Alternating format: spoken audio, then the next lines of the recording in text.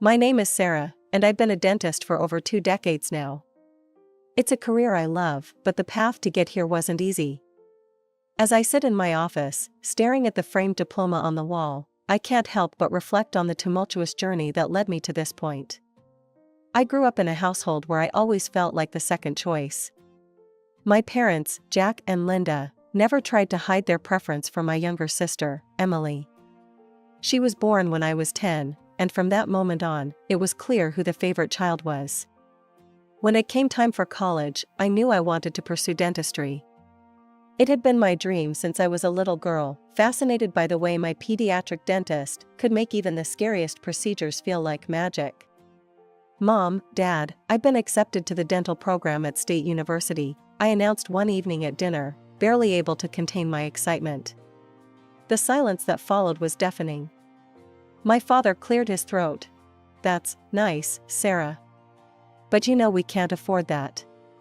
We're saving for Emily's future." I felt like I'd been punched in the gut. But I've worked so hard.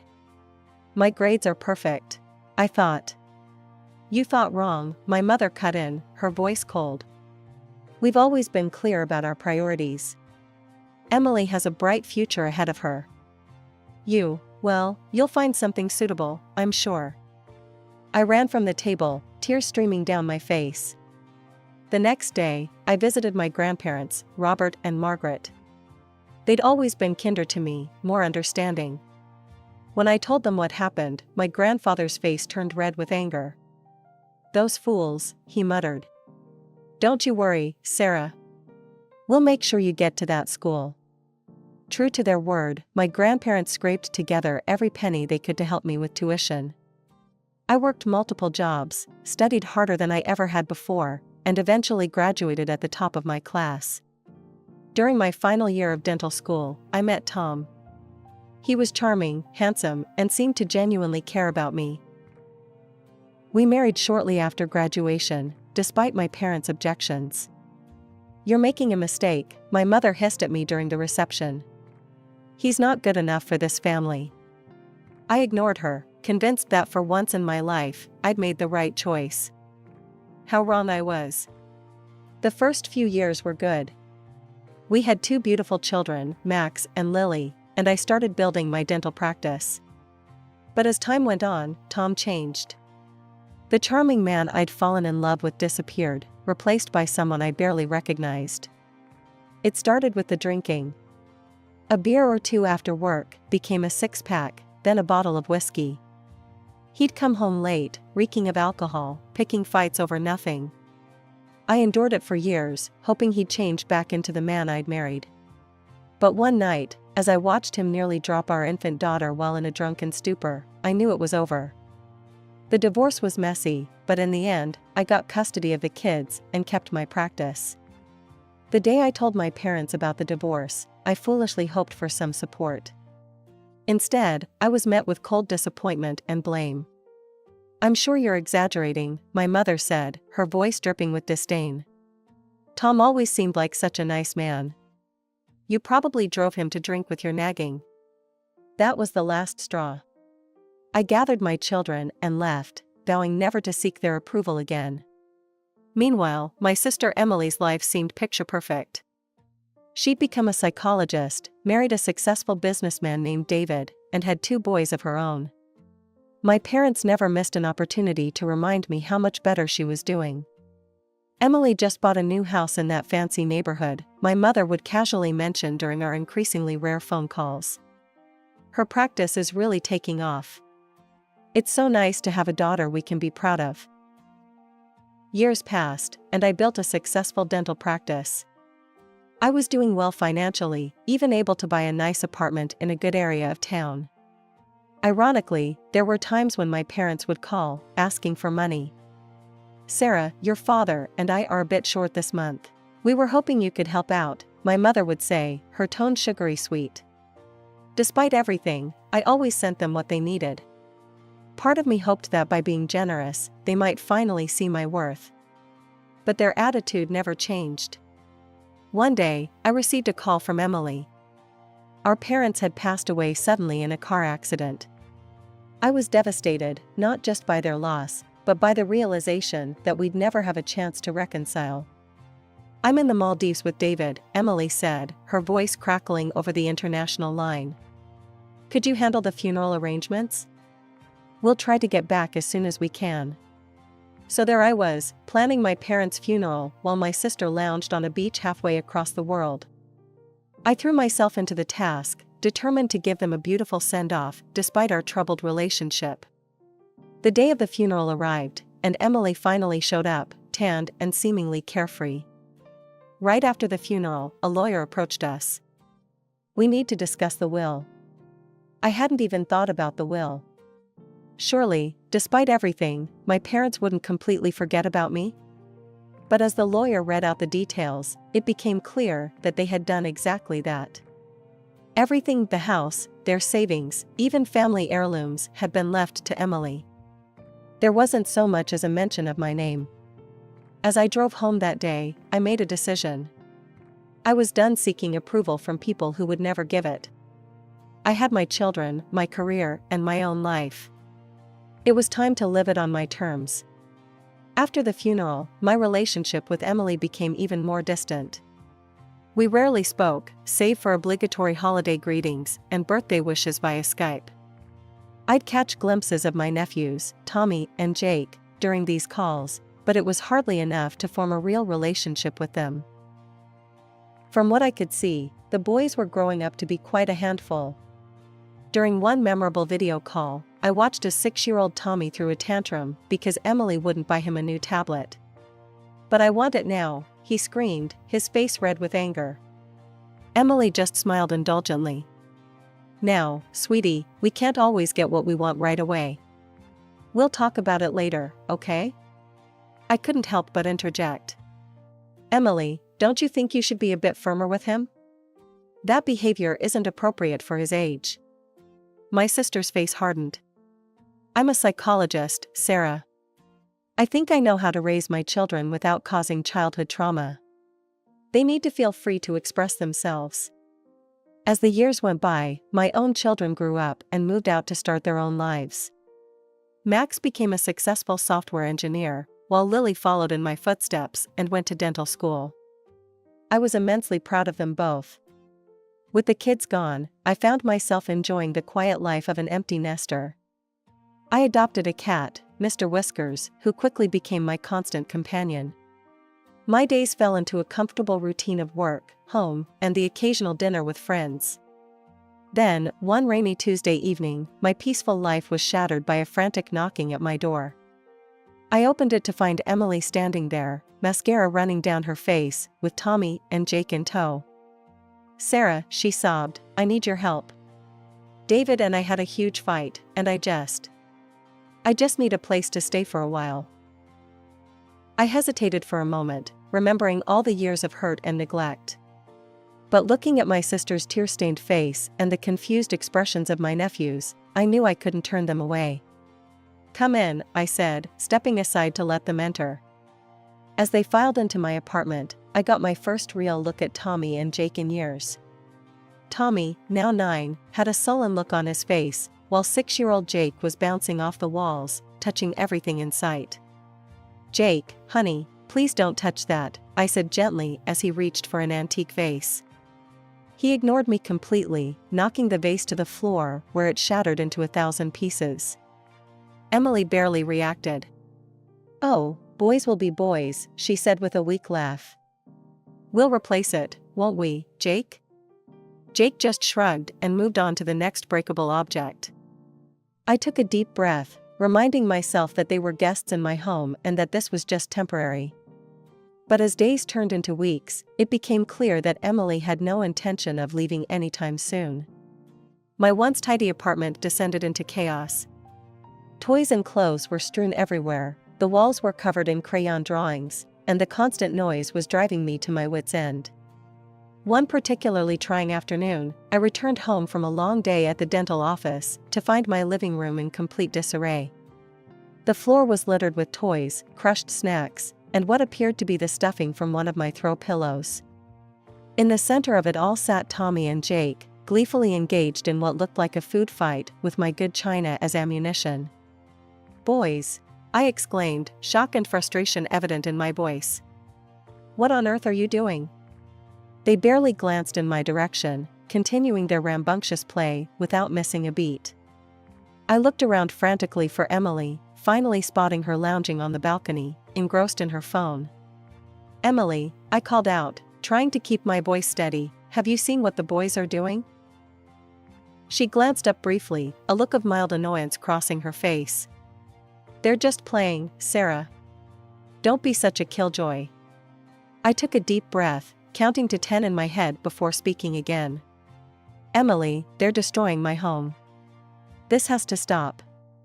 Emily rolled her eyes and reluctantly got up from her chair. She sauntered into the living room, surveying the chaos with a disinterested eye.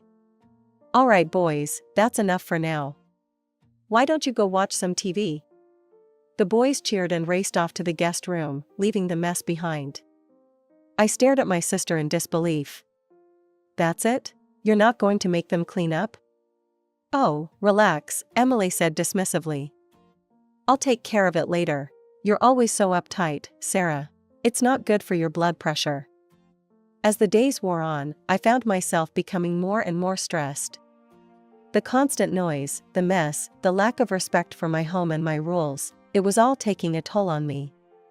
Even Mr. Whiskers, my usually affectionate cat, had taken to hiding under my bed most of the time, only emerging for food and to use his litter box. One evening, as I was preparing dinner, a task that had somehow fallen solely to me despite Emily and the boys being my guests, there was a knock at the door. I opened it to find Mrs. Johnson, my elderly neighbor from the floor below, standing there with a stern expression on her face. "Dr. Sarah," she began, her voice tight with barely contained anger.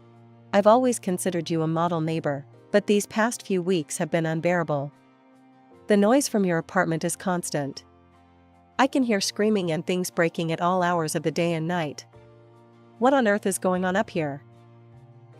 I felt my face flush with embarrassment. "I'm so sorry, Mrs. Johnson. My sister and her children are staying with me temporarily, and I'm afraid the boys can be a bit energetic." Mrs. Johnson's expression softened slightly. "I understand children can be lively, dear, but this goes beyond that. And it's not just the noise. Have you seen what they've done to the hallway?" She gestured for me to follow her. We walked to the stairwell, and I gasped in horror. The walls were covered in graffiti, crude drawings, and misspelled words spray-painted in garish colors. I recognized Tommy's handiwork immediately. This is unacceptable," I stammered, mortified. "I had no idea." "I'll clean it up right away, Mrs. Johnson. And I promise, it won't happen again." "See that it doesn't," she replied firmly. "Otherwise, I'm afraid I'll have to report this to the building management and the appropriate authorities." Once she was out of sight, I leaned against the wall, overwhelmed by the mess my life had become. Taking a deep breath, I steeled myself and marched back to my apartment. As I opened the door, I was met with the sound of Tommy and Jake's laughter, punctuated by the crash of something else breaking. "Boys," I said firmly, "turn that off. We have work to do." They ignored me, as usual. I strode over and switched off the TV. "Hey," Tommy protested. "We were playing that." "Not anymore," I replied. "You're going to clean up the mess you made in the hallway. Come with me, now." Grumbling and whining, they followed me to the stairwell. I handed them scrub brushes and a bucket of soapy water. "Start cleaning," I instructed. They stared at me in disbelief.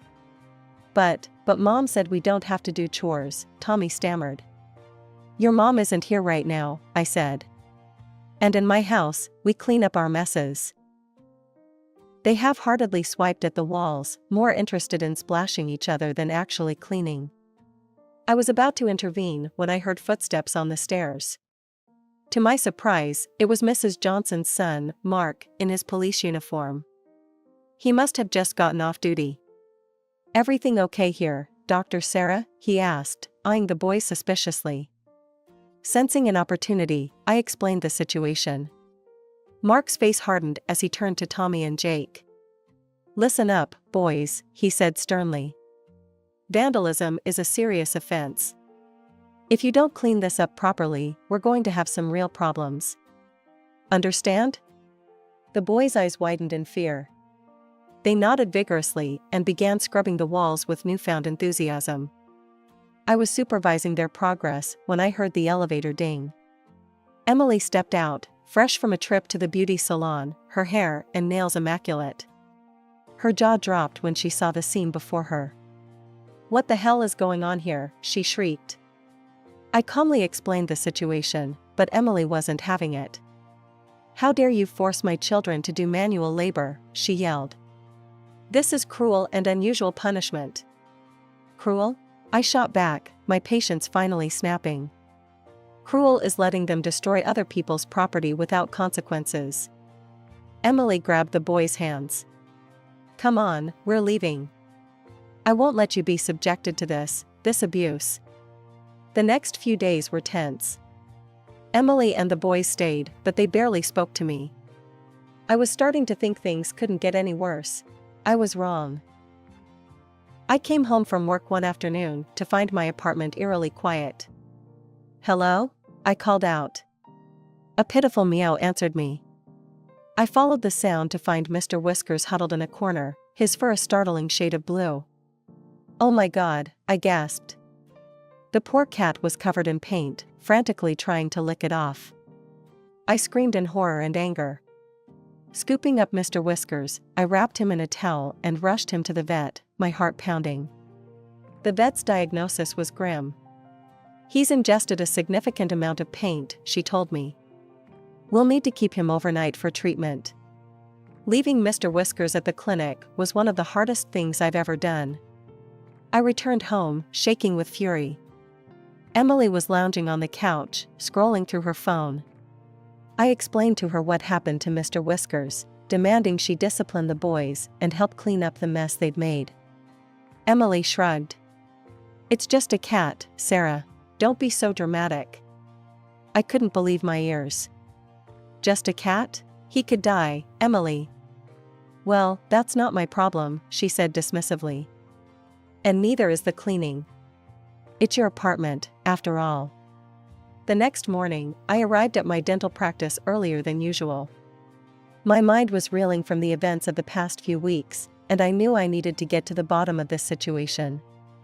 With a deep breath, I picked up my phone and dialed David's number. "David, I'm sorry to bother you," I began, "but I need to understand what's going on. Why did you and Emily have a fight? When is she planning to come back home?" There was a long pause on the other end of the line. Then, David let out a heavy sigh. "Sarah, I'm afraid Emily won't be coming back. We're getting divorced." David's story came pouring out, each revelation more shocking than the last. He told me how Emily had quit her psychology practice years ago, refusing to work or even help around the house. Their home had fallen into disrepair, and the children were completely out of control. "And then there were the vacations," he went on. "She'd jet off without me or the kids, using the money from your parents' inheritance. I thought she was just taking some time for herself, but..." His voice trailed off, and I felt a chill run down my spine. "But what, David?" "She was cheating on me, Sarah. Multiple times, with different men. God, I can't believe I'm saying this, but I had to get a DNA test for the boys. Thankfully, they're mine, but after all that, I just couldn't do it anymore. I filed for divorce and asked her to leave."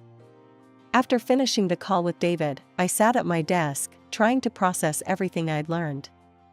The realization hit me like a ton of bricks. Emily wasn't planning on leaving anytime soon. She was using me as a fallback, a free place to stay while her life fell apart. That evening, I confronted Emily. The boys were in the guest room, engrossed in their video games as usual, while Emily lounged on my couch, scrolling through her phone. "Emily, we need to talk," I said firmly, sitting across from her. "I spoke to David today." "Is it true? Are you really getting divorced?" Emily shrugged, an air of indifference about her. "Yeah, it's true. David and I are over. I'm tired of him and his expectations. But don't worry, sis. You'll help me out, right? After all, that's what sisters are for. I couldn't believe what I was hearing. Help you out? Emily, you've turned my life upside down. You're not even trying to get back on your feet. What about your inheritance? Surely you can use that to find your own place. She laughed dismissively. Oh, that money? It's gone, Sarah. There were barely crumbs left anyway. I felt my blood begin to boil. Crumbs? Emily, our parents left you over $200,000. How could you possibly have blown through all that money? Emily just shrugged again, reaching for her phone. Life's expensive, Sarah. You wouldn't understand. In that moment, something inside me snapped. Years of resentment, weeks of frustration, all came bubbling to the surface. No, you're the one who doesn't understand, I said, my voice low and controlled. I've had enough. Get a job, start disciplining the boys, contribute to this household, or get out. You have 1 week, Emily. 1 week to show me you're serious about turning things around. Emily's eyes widened in shock. For the first time since she'd arrived, she seemed to realize I wasn't going to back down. A few days after my ultimatum to Emily, I returned home from a long day at the dental office. As I approached my apartment door, I was struck by an unusual silence. No shouting, no crashes, no sounds of destruction. It was peaceful. Warily, I entered the apartment. Emily? I called out. No response. I found Tommy and Jake sitting quietly on the couch, their eyes red and puffy as if they'd been crying. My heart sank. Boys? Where's your mother? I asked gently. Tommy wordlessly handed me a piece of paper. With trembling hands, I unfolded it and began to read. Dear Sarah, I've realized that motherhood just isn't for me. I'm still young and I want to live my life. I've met someone, he's young, exciting, and doesn't have any baggage. We're leaving town together. You're always going on about responsibility and all that boring stuff, so here's your chance to put your money where your mouth is. The boys are your problem now. You're an old maid anyway, so you might as well be useful and raise them. Don't try to contact me. By the time you read this, I'll be long gone. Emily. I collapsed onto the sofa, my mind reeling. How could she do this? How could she abandon her own children? With shaking hands, I picked up my phone and dialed David's number. When he answered, I could barely get the words out. David, it's Sarah. You need to come over right away. It's about the boys. Within an hour, David was at my door. I handed him Emily's note without a word. As he read it, his face cycled through shock, anger, and finally, a deep sadness. Oh, boys, he sighed, kneeling down to hug Tommy and Jake. I'm so sorry. Over the next few hours, David and I talked, trying to figure out what to do.